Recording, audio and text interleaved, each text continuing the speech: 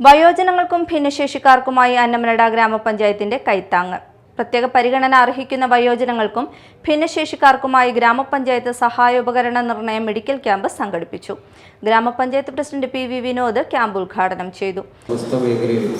നൂതനങ്ങളായ ആശയങ്ങൾ നടപ്പാക്കിക്കൊണ്ടാണ് ഗ്രാമപഞ്ചായത്ത് 4 വർഷം പൂർത്തീകരിച്ചിട്ടുള്ളത്.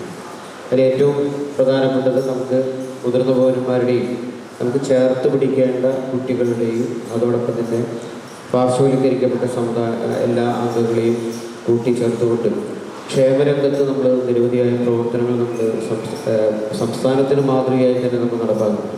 അപ്പോൾ കഴിഞ്ഞ ദിവസം സംസ്ഥാനത്ത് ഇന്ത്യയിൽ ആദ്യമായി വയോജനങ്ങൾക്ക് വേണ്ടി ഒരു നയം പ്രഖ്യാപിച്ചുകൊണ്ട് കേരള സംസ്ഥാനം മുന്നോട്ട് വരുമ്പോൾ അത് നടപ്പാക്കുന്നതിന് വേണ്ടിയുള്ള കരട്, അതിൻ്റെ നയവുമായി ബന്ധപ്പെട്ട കരട് ചർച്ച ചെയ്യുന്നതിന് വേണ്ടി കേരളത്തിനകത്ത് ക്ഷണിക്കപ്പെട്ട അതിൽ പദ്ധതി വിശദീകരിക്കാൻ അവസരം ലഭിച്ച 5 പഞ്ചായത്തുകളിൽ ഒരു പഞ്ചായത്ത് നമ്മുടെ ഗ്രാമപഞ്ചായത്താണ്.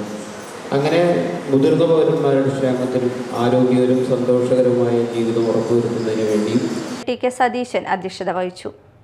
അന്നമനട ക്രിസ്തുരാജ ദേവാലയ വികാരി ഫാദർ ജോഷി കല്ലേലി മുഖ്യാതിഥിയായി. മഞ്ജു സതീശൻ, ഷീജ നസീർ, മോളി വർഗീസ്, ഡോക്ടർ നീന തുടങ്ങിയവർ സംസാരിച്ചു.